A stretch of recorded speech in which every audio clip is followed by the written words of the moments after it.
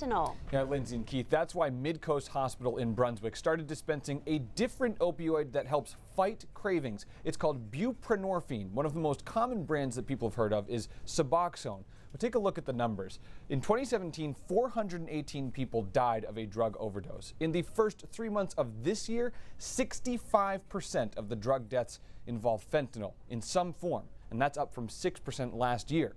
Doctors hope a comprehensive approach could help curb this epidemic. They'll get 6 more milligrams. This is what suboxone looks like. It's one of the brand names for buprenorphine, another opioid commonly used to wean people off of other addictive drugs like heroin. Detox facilities like Milestone Recovery give it to patients struggling with substance use. Doctors at Mid-Coast Hospital in Brunswick are the only ones in the state offering it in the emergency department. It's an everyday thing that we see people with substance use problems. Oh yeah, we can look at his EKG. Dr. Ranjiv Advani and his colleagues in the Mid-Coast Emergency Department have been screening patients for nearly a year, deciding which ones could benefit from this medication-assisted treatment. But we're really just getting things started when we can, as opposed to giving someone a phone number and a handshake. The medication is just one step in the approach. Patients get 1 day's dose of buprenorphine and an appointment to the hospital's Addiction Resource Center the next business day. At least half of the patients that I work with have almost died.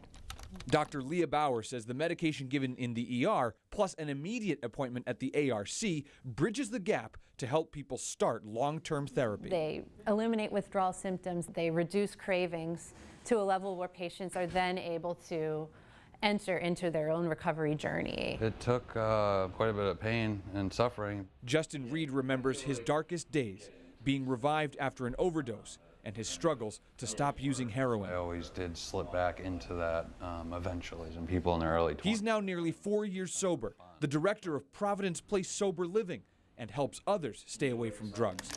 He tried Suboxone, but said the suggested 2 meetings a month with a counselor was not enough. If I didn't have the availability to get help immediately in one form or the other, then maybe I wouldn't have had a second chance. Recovery experts say it can sometimes take days or weeks for people to get an appointment with recovery counselors, increasing the chance that a person may never make it to that appointment.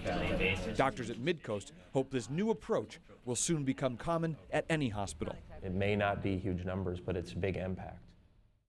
We also spoke to Dr. Leslie Clark, the director of the Portland Recovery Community Center. She says this medicine is a great tool in the toolbox, so to speak, but she says there are other necessary components to assure successful recovery, and one of those is peer support. It has to do with the other 23 hours of the day after the person has taken their medication and had their appointment. Doctors at Mid-Coast told us since we first ran the initial story about a month ago that roughly 50 people have come to the ER asking about this program. Wow.